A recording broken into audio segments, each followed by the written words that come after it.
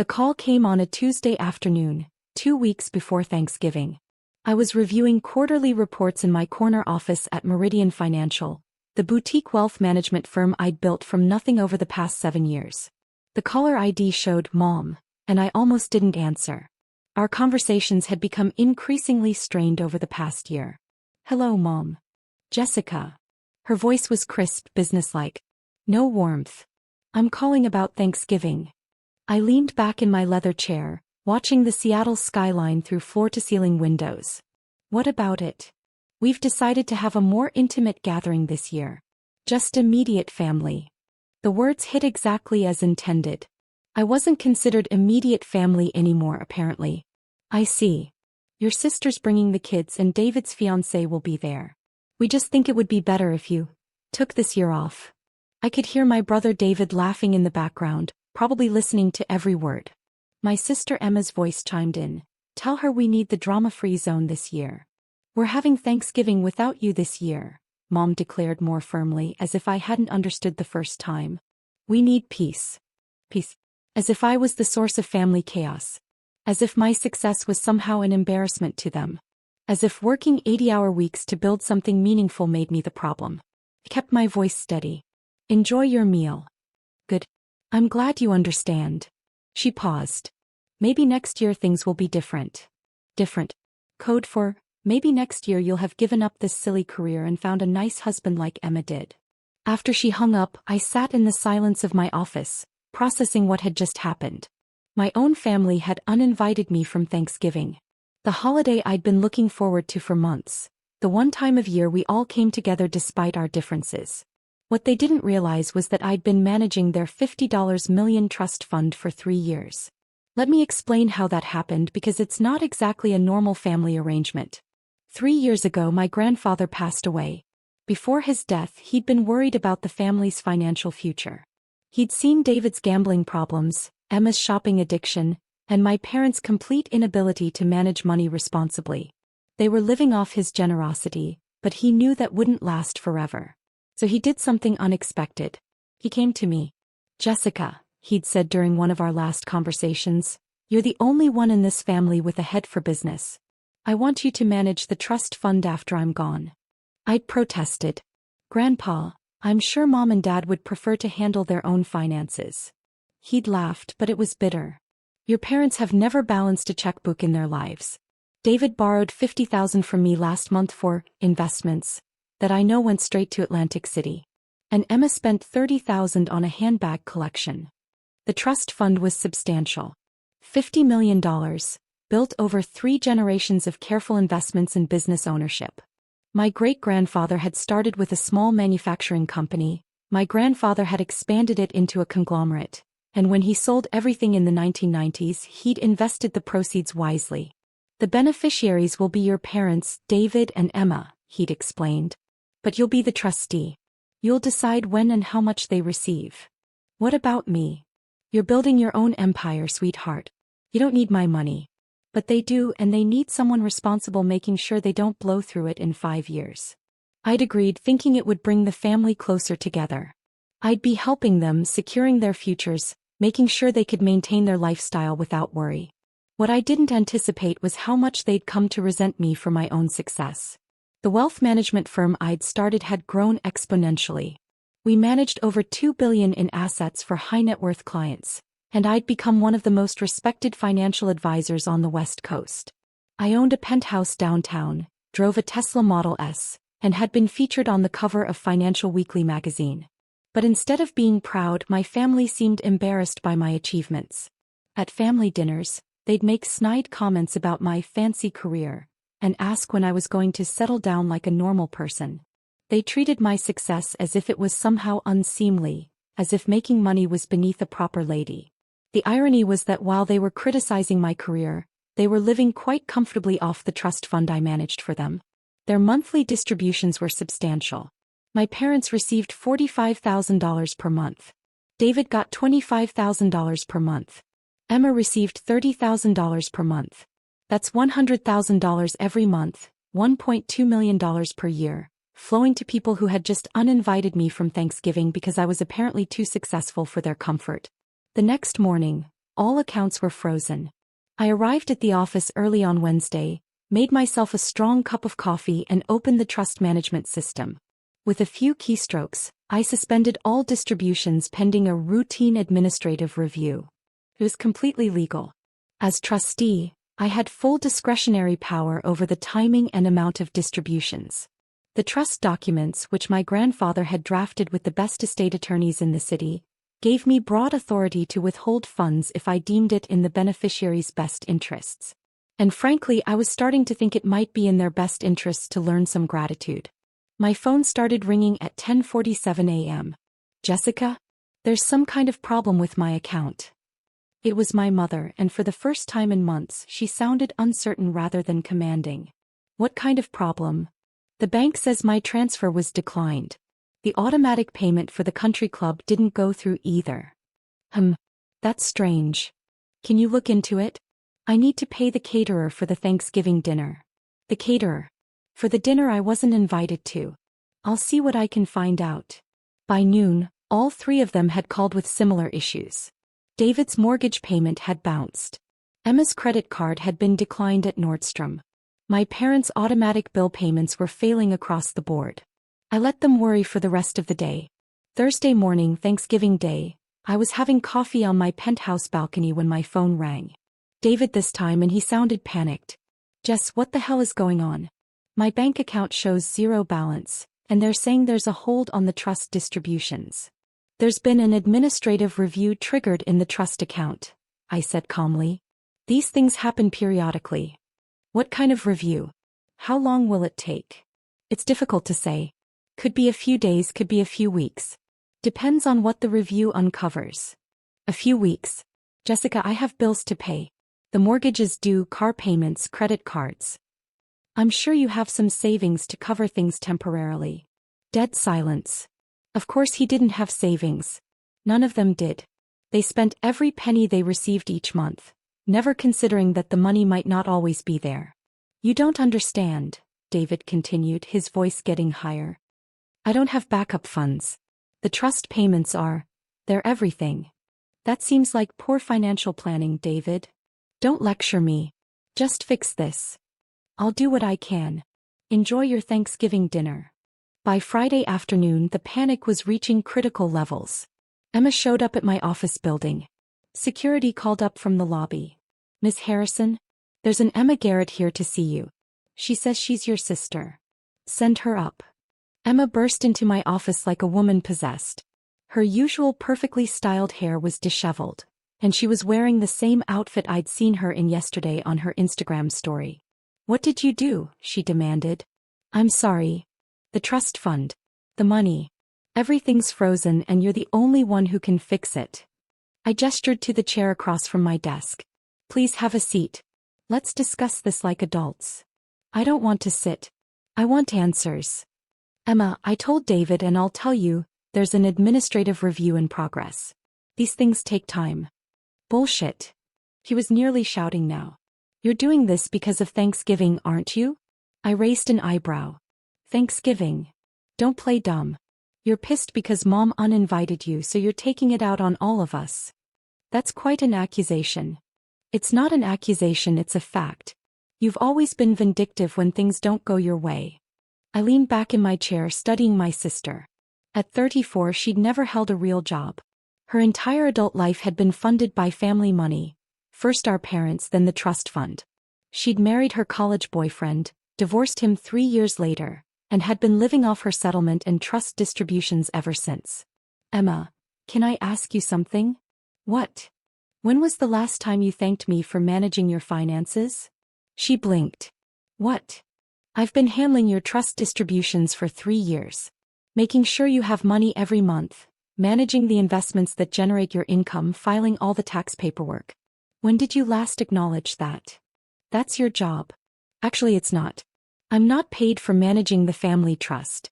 I do it because Grandpa asked me to and because I care about the family's financial security." "Well, thank you, I guess. Now can you fix this?" "Emma, do you know how much money you receive from the trust each year?" "I don't know enough." $360,000. That's more than most people make in a decade, and you receive it every year just for being born into this family. So yesterday you and the rest of the family decided that my presence was somehow incompatible with a peaceful Thanksgiving. You excluded me from a family gathering, treating me like I was toxic. Her face was turning red. That's completely different. Is it? Because from where I sit, it looks like you want the benefits of having me in the family, the financial management, the steady income, the investment growth, without actually having to treat me like family. You're being ridiculous. Am I? Let me ask you this. What have you contributed to the family lately besides criticism of my career choices? That's not, you can't just cut off our money because your feelings are hurt. I haven't cut off anything permanently. The trust is under review. Review for what? I turned my computer monitor toward her and pulled up a detailed spending analysis I'd prepared. This is a breakdown of trust distributions over the past 12 months. Emma leaned forward, squinting at the screen. David received $300,000. Know what he spent it on? $70,000 went to casinos in Atlantic City. $40,000 to online poker sites. $30,000 to a day trading account that he lost completely. The rest went to basic living expenses that should cost half what he's spending. Emma's mouth opened slightly. Your expenses are interesting too. $15,000 at luxury handbag stores. $20,000 on a 2-week vacation in Europe. $8,000 at spa resorts. You're spending money like it's unlimited. It's my money. Actually, it's not. It's trust money, distributed at my discretion based on what I believe is in your best interests. And I'm starting to think that giving you unlimited access to funds you didn't earn isn't helping you develop into a responsible adult. You can't do this. I can, and I am. The trust documents give me full authority over distributions. I could theoretically suspend payments indefinitely if I felt it was appropriate. Emma's face went white. You wouldn't. I might. Depends on how this conversation goes. She sat down heavily in the chair, the fight going out of her. Jessica, please. I need that money. Why? What do you mean why? Why do you need it? What are you contributing to society? What value are you creating? What would happen if you had to get a job like every other adult in America? I don't know how to get a job. I haven't worked since college. Then maybe it's time to learn. She started crying then, not the manipulative tears she'd used as a child, but genuine fear and desperation. I don't know how to do anything else. I've never had to. And whose fault is that? Yours. The family's. Grandpa's. You've all made it so I didn't have to work. Grandpa created the trust to provide security, not to enable dependency. There's a difference. Please don't cut me off. I'll do anything. Anything. Yes. Call Mom and Dad. Tell them you want me at Thanksgiving dinner. What? You heard me. The three of you made a family decision to exclude me. Now make a family decision to include me. But Mom said she wants peace. Emma, you're about to lose $30,000 a month. How peaceful is your life going to be when you can't pay your rent? She pulled out her phone with shaking hands. The call was brief and brutal. I could hear my mother's voice getting increasingly shrill as Emma explained the situation. You told her what? Mom's voice was so loud I could hear it clearly from across the desk. She froze the trust accounts, Mom. All of them. David's freaking out, my credit cards aren't working, and she says it's because we uninvited her from Thanksgiving. That's extortion. She's not asking for money, she just wants to come to dinner. A long pause. Then, put her on the phone. Emma handed me her phone. Mom wants to talk to you. Hello, Mom. Jessica Marie Harrison, you will restore those trust accounts immediately. I'll restore them when the administrative review is complete.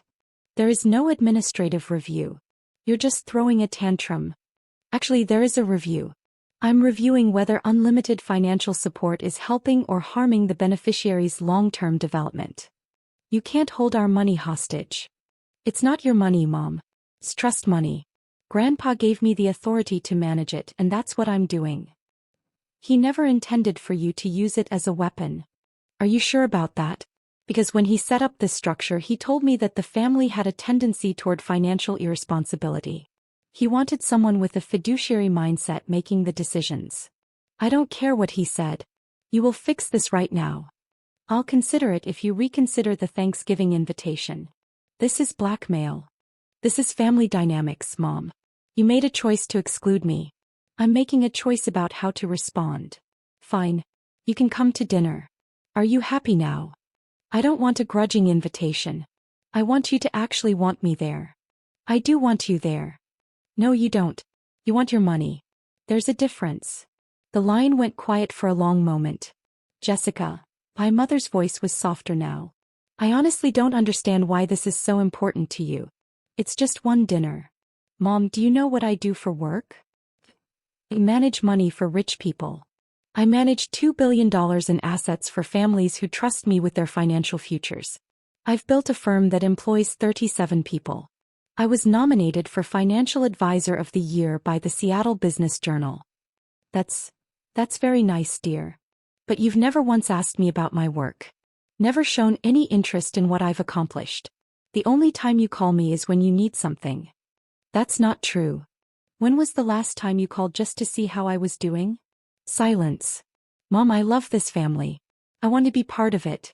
But I'm tired of being treated like the black sheep because I chose a different path than Emma did. Emma chose family, marriage, children. Emma chose dependency. And I chose independence. Both are valid choices, but only one of us is contributing to the family's financial stability. Another long pause. I suppose we haven't been very supportive of your career. You suppose correctly. It's just that, it's hard to understand. When I was your age, women didn't do what you do. Times change, Mom. Yes, I suppose they do. She sighed. Jessica, I would like you to come to Thanksgiving dinner. Not because of the money, but because you're my daughter and I miss you. Do you mean that? Yes. I do. What about David and Emma? They'll adjust. And if they don't, they can eat somewhere else. I smiled for the first time in days. Thank you, Mom. That means everything to me. So you'll restore the accounts? I'll release this month's distributions immediately. But I want to have a conversation with the whole family about long-term financial planning. What kind of conversation? The kind where we talk about what happens if the trust money runs out. The kind where we discuss everyone's financial goals and responsibilities. The kind where we plan for a future that doesn't depend on unlimited family support. Jessica, we've always had family money. And we always will if we're smart about it. But that means living below our means, not above them. It means the trust distributions should supplement earned income, not replace it entirely. You want David and Emma to get jobs? I want David and Emma to become productive adults. Whether that means traditional employment, starting businesses, going back to school, or finding other ways to contribute value to society. They're not going to like this. I'm sure they're not. But Grandpa didn't create this trust to fund a lifetime of leisure. He created it to provide security while family members built their own lives. And if they refuse? Then they'll discover how expensive life gets when you're spending your own money instead of someone else's. Jessica, you're talking about fundamentally changing how this family works. Good. Because how this family works isn't working anymore. On Thanksgiving Day, I arrived at my parents' house at exactly 2 p.m., carrying a bottle of wine and a pumpkin pie from my favorite bakery. David's car was already there, as was Emma's. My mother answered the door, and for the first time in months, she hugged me without reservation. I'm glad you're here, she said, and I could tell she meant it. Me too. In the living room, David and Emma were sitting stiffly on the couch. David looked like he hadn't slept in days, and Emma's designer outfit was clearly something she'd owned for a while rather than a recent purchase. Hi, guys. Hi, they mumbled in unison. My father emerged from the kitchen, wearing his traditional Thanksgiving apron. Jessica. Good to see you. Thanks, Dad. So, David said without preamble, about the trust accounts. David, my mother interrupted, we agreed to have dinner first. I know, but I just want to make sure everything's going to be okay. I sat down across from him. Everything's going to be fine, David. But we do need to have a conversation about the future. What kind of conversation? The kind where we talk about your plans beyond the trust fund. What do you mean? I mean, what do you want to do with your life? What are your goals? What kind of legacy do you want to leave? He looked confused. I don't know. I never really thought about it. You're 36 years old, David. Don't you think it's time to start thinking about it? I guess. Emma shifted uncomfortably. Are you saying we need to get jobs? I'm saying you need to figure out what you want your lives to look like. The trust fund should be a safety net, not a career plan. But we've never had to work. And how has that served you? Are you happy? Are you fulfilled? Do you feel proud of what you've accomplished? Emma looked down at her hands. Not really. Then maybe it's time to try something different. Over dinner we had the most honest conversation our family had shared in years. David admitted that he'd been gambling because he was bored and felt useless. Emma confessed that she'd been shopping compulsively to fill the emptiness in her life. My parents acknowledged that they'd enabled both behaviors by making financial success seem unimportant. I want to try, Emma said as we were clearing the dishes. Getting a job, I mean. I don't know what I'd be good at, but I want to try. What interests you? I asked. I've always been good with people. And I like organizing things. Have you considered event planning? Or maybe working at a nonprofit? I never thought about nonprofits. There are a lot of organizations that need people with your social skills and attention to detail. And the work would give you a sense of purpose. David was listening intently. What about me? I don't have any marketable skills. That's not true. You're great with technology, you understand financial markets, and you're actually quite smart when you're not distracted by gambling. You think I could work in finance? I think you could do anything you put your mind to. But first, you need to address the gambling addiction. He nodded. I know. I've been thinking about getting help.